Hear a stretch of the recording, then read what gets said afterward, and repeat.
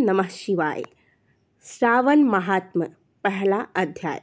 शौनक बोले, हे सूत, हे सूत, हे महाभाग, हे व्यास शिष्य, हे अकल्मष, आपके मुख कमल से अनेक आख्यानों को सुनते हुए हम लोगों की तृप्ति नहीं होती है, अपितु बार बार आपको सुनने की इच्छा बढ़ती जा रही है।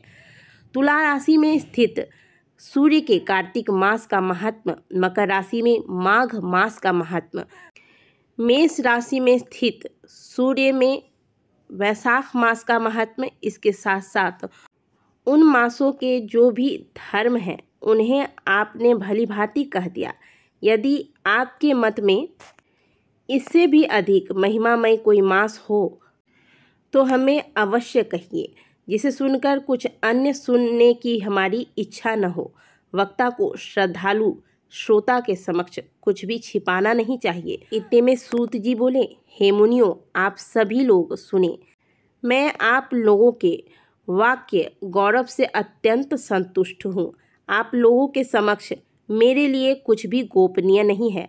दंभ रहित होना, आस्तिकता, सठता का परित्याग, उत्तम भक्ति, सुनने की इच्छा, विनम्रता, ब्राह्मणों के प्रति भक्ति, पारायणता, सुशीलता, मन की स्थिरता, पवित्रता, तपस्विता और अनसूया, ये श्रोता के 12 गुण बताए गए हैं। ये सभी आप लोगों में विद्यमान है। अतः मैं आप लोगों पर प्रसन्न होकर उस तत्व का वर्णन करता हूँ। एक समय प्रतिभाशाली सनत कुमार ने धर्म को जानने की इच्छा से परम भक्ति से युक्त होकर विनम्रता पूर्वक ईश्वर भगवान शिव से पूछा। सनत कुमार बोले, योगियों के द्वारा आराधनीय चरण कमल वाले हे देवादिदेव महादेव, हे महाभाग, हमने आपसे अनेक व्रतों तथा बहुत प्रकार के धर्मों का श्रवण किया है, फिर भी हम लोगों के मन में सुनने की अभिलाषा है। 12 मासों में जो मास सबसे श्रेष्ठ, आपकी अत्यंत प्रीति कराने वाला, सभी कर्मों की सिद्धि देने वाला हो, और अन्य मास में किया गया कर्म यदि इस मास में किया जाए तो वह अनंत फल प्रदान करने वाला हो। हे देव, उस मास के बारे में बताने की कृपा कीजिए। साथ ही लोकानुग्रह की कामना से उस मास के सभी धर्मों का भी वर्णन कीजिए। ईश्वर बोले, हे सनत कुमार, मैं अत्यंत गोपनीय भी आपको बताऊंगा। हे सुव्रत, हे विधि नंदन, मैं आपकी श्रवणेच्छा तथा भक्ति से प्रसन्न हूँ। 12 मासों में श्रावण मास मुझे अत्यंत प्रिय है। इसका महात्म्य सुनने योग्य है, अतः इसे श्रावण कहा गया है। इस मास में श्रवण नक्षत्र युक्त पूर्णिमा होती है, इस कारण से भी इसे श्रावण कहा गया है।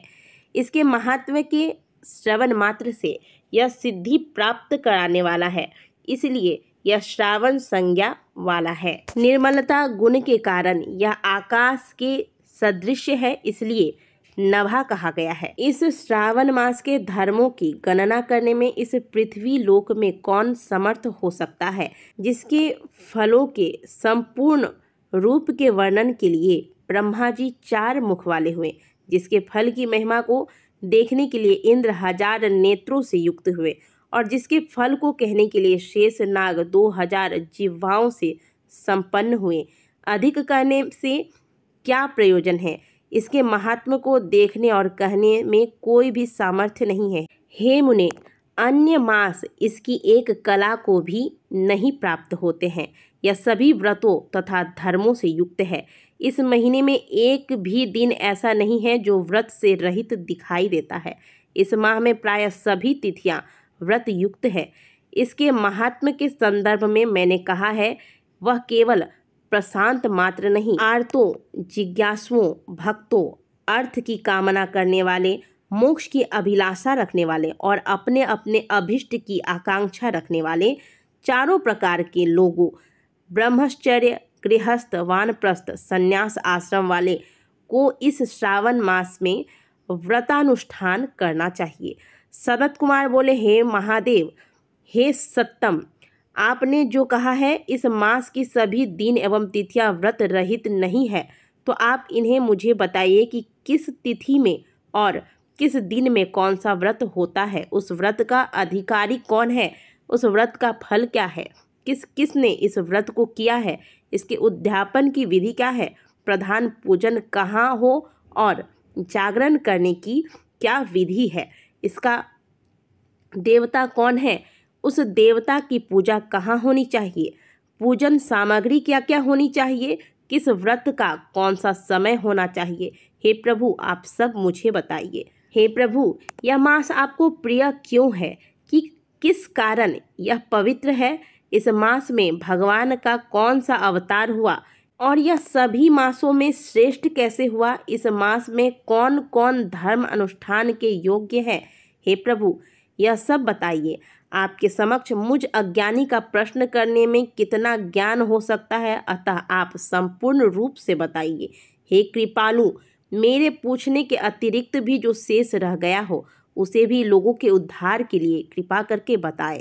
रविवार, सोमवार, भौमवार, बुधवार, बृहस्पतिवार, शुक्रवार और शनिवार के दिन जो करना चाहिए, हे विभो वह सब मुझे बताइए। प्रभु आपको आदि देव कहा गया है। जैसे एक की विधि बाधा से अन्य की विधि बाधा होती है, वैसे ही अन्य देवताओं के अल्प देवत्व के कारण आपको महादेव कहा गया है। तीनों देवताओं के निवास स्थान पीपल वृक्ष में सबसे ऊपर आपकी स्थिति है। कल्याण रूप होने के कारण आप शिव हैं और पापों का समूह को हरने वाले हैं। आपके आदि देव होने में आपका शुक्ल वर्ण ही प्रधान है, अन्य वर्ण विकृत है। आप कर्पूर के समान गौर वर्ण के हैं, अतः आप आदि देव हैं। गणपति के अधिष्ठान रूप 4 दल वाले मूलाधार नामक चक्र से, ब्रह्मा जी के अधिष्ठान रूप 6 दल वाले स्वाधिष्ठान नामक चक्र से और विष्णु के अधिष्ठान रूप 10 दल वाले मणिपुर नामक चक्र से भी ऊपर आपके अधिष्ठित होने के कारण आप ब्रह्म तथा विष्णु के ऊपर स्थित हैं। प्रभु यह आपके प्रधानता को व्यक्त करता है। हे देव एकमात्र आपकी ही पूजा से पंचायतन पूजा हो जाती है, जो कि दूसरे देवता की पूजा से किसी भी तरह संभव नहीं है।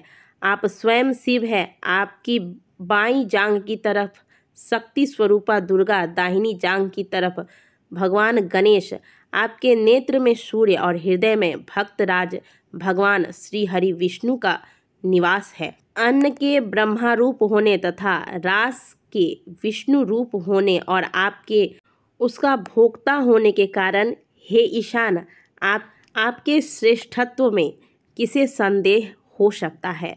सबको विरक्ति की शिक्षा देने हेतु आप शमशान में तथा पर्वत पर निवास करते हैं। जगत का संहार करने वाले हलाहल को गले में किसने धारण किया है।